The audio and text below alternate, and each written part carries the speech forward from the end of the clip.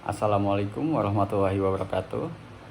Perkenalkan, saya Muhammad Haris Guna dari Fakultas Hukum Prodi Ilmu Hukum dengan NIM 24080100136. Dan pada kesempatan kali ini, saya akan membahas topik yang sangat relevan dengan kehidupan kita sehari-hari, yaitu fenomena banyaknya konten hoaks dan fitnah di dunia maya, serta bagaimana cara agar kita tidak mudah terpengaruh oleh konten-konten tersebut. Di era digital saat ini, informasi bisa menyebar dengan sangat cepat, bahkan hanya dalam hitungan detik. Namun, sayangnya tidak semua informasi yang beredar itu benar. Banyak berita palsu, informasi menyesatkan, hingga fitnah yang sengaja dibuat untuk memengaruhi opini publik atau menjatuhkan pihak tertentu. Nah, dalam video ini, saya akan mengajak kita semua untuk memahami apa itu hoaks, mengapa orang mudah percaya, dan yang paling penting bagaimana langkah-langkah kita agar bisa lebih bijak dan tahan terhadap pengaruh hoaks. Pertama, mari kita pahami dulu apa itu hoaks. Secara sederhana, hoaks adalah informasi palsu yang disebarkan dengan tujuan tertentu, baik untuk menipu, memprovokasi, maupun untuk mendapatkan keuntungan, misalnya popularitas, uang, atau kepentingan politik.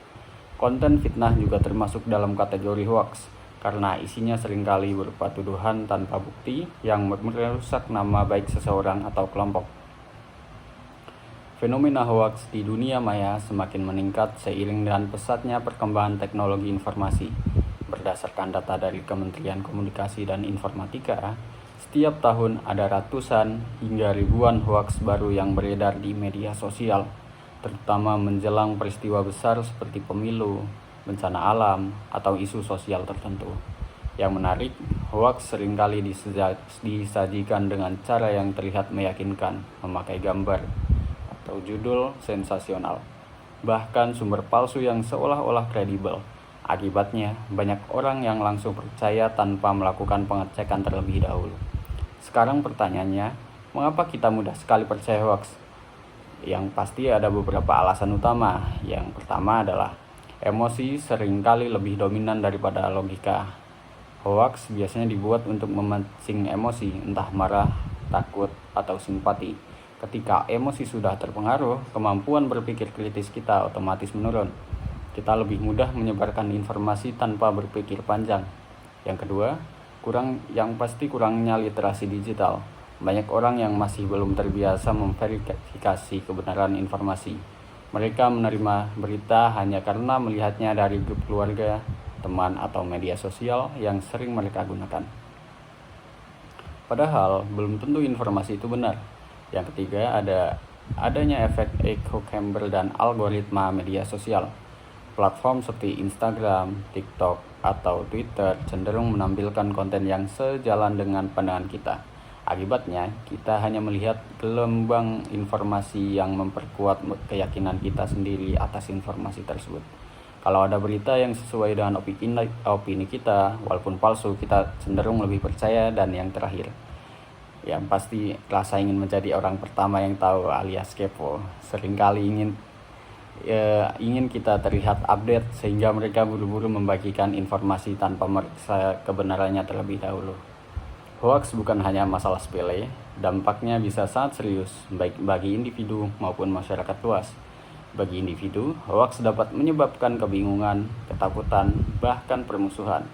Ada banyak kasus di mana seseorang mengalami kerugian moral atau materi karena difitnah di media sosial.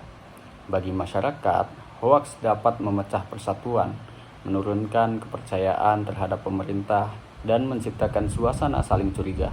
Misalnya, seperti ketika muncul berita palsu tentang isu agama atau ras.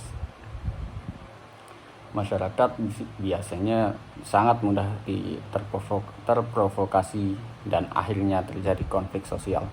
Selain itu, bagi dunia akademik dan pendidikan, penyebaran hoaks juga berbahaya karena merusak budaya berpikir kritis. Generasi muda bisa kehilangan kemampuan memilah informasi dan akhirnya menerima apapun yang mereka lihat di media sosial tanpa verifikasi. Nah, sekarang kita masuk ke bagian terpenting. Apa yang bisa kita lakukan supaya tidak mudah terpengaruh oleh hoaks atau fitnah di dunia maya? Ada beberapa langkah sederhana yang sangat penting, seperti berpikir kritis sebelum percaya. Jangan langsung menelan mentah-mentah informasi yang baru kita baca. Tanyakan pada diri sendiri, apakah berita ini masuk akal, apakah sumbernya jelas, apakah ada bukti yang mendukung. Lalu yang kedua ada cek sumber informasi. Lihat siapa yang menyebarkan berita tersebut. Kalau sumbernya tidak jelas atau akun baru yang tidak kredibel, sebaiknya jangan dipercaya. Kita juga bisa memeriksa berita itu di situs pemeriksa fakta sendiri. Lalu yang ketiga, jangan mudah terprovokasi oleh judul. Banyak hoaks memakai judul yang sengaja dibuat provokatif agar menarik perhatian. Jadi jangan berhenti di judul, harus selalu baca isi berita secara menyeluruh. Yang keempat, gunakan media sosial resmi dan terpercaya. Biasakan mencari informasi dari situs berita yang terverifikasi dan memiliki tanggung jawab jurnalistik, bukan dari akun anonim atau sumber yang tidak dikenal. Lalu yang kelima ada berpikir sebelum membagikan. Kalau kita ragu tentang kebenaran atas informasi tersebut, lebih baik jangan ikut menyebarkan. Ingat, membagikan hoaks juga bisa membuat kita terkena sanksi hukum sesuai dengan Undang-Undang Informasi dan Transaksi Elektronik atau disebut UU ITE.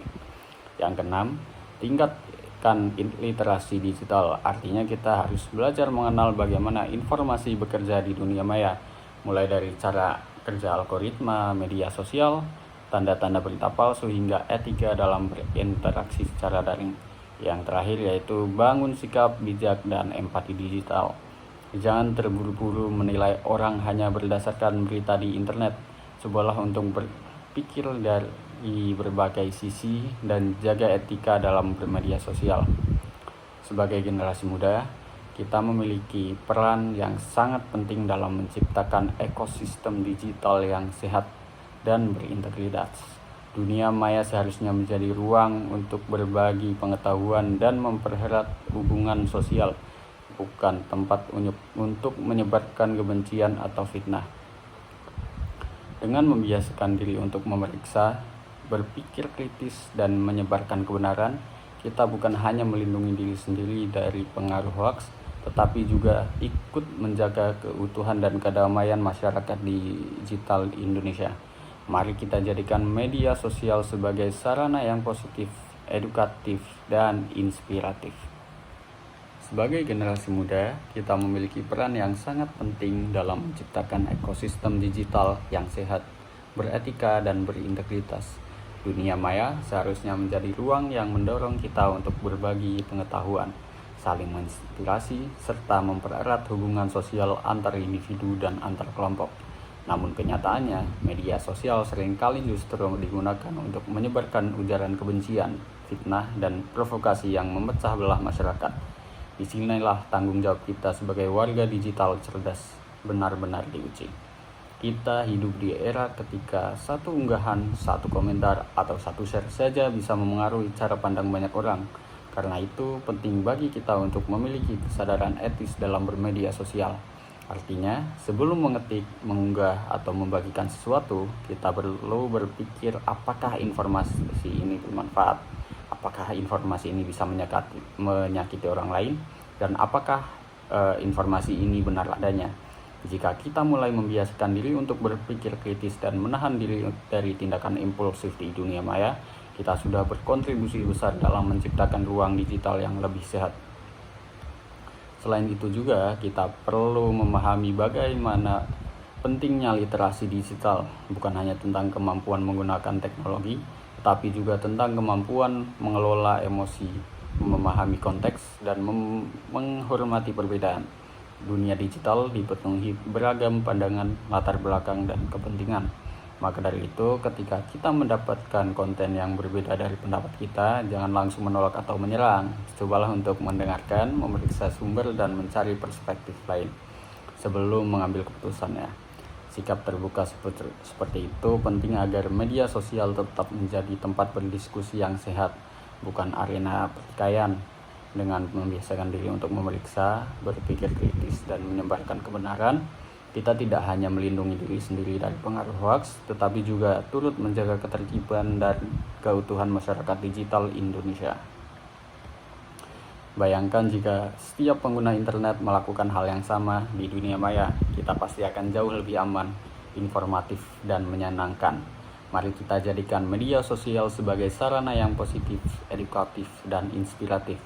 Gunakan platform digital untuk menebarkan hal-hal baik, berbagi ilmu, memperkuat solidaritas, dan menebarkan semangat toleransi. Karena pada akhirnya, melawan hoaks dan fitnah bukan semata tugas pemerintah, lembaga maupun media massa, melainkan tanggung jawab bersama seluruh pengguna internet. Sebagai generasi muda, kita adalah harapan masa depan bangsa di tengah derasnya arus informasi. Jadilah warga digital yang cerdas, bijak, dan beretika, yang tidak hanya menikmati teknologi, tetapi juga mampu menggunakannya untuk membawakan manfaat bagi banyak orang. Terima kasih sudah menonton. Wassalamualaikum warahmatullahi wabarakatuh.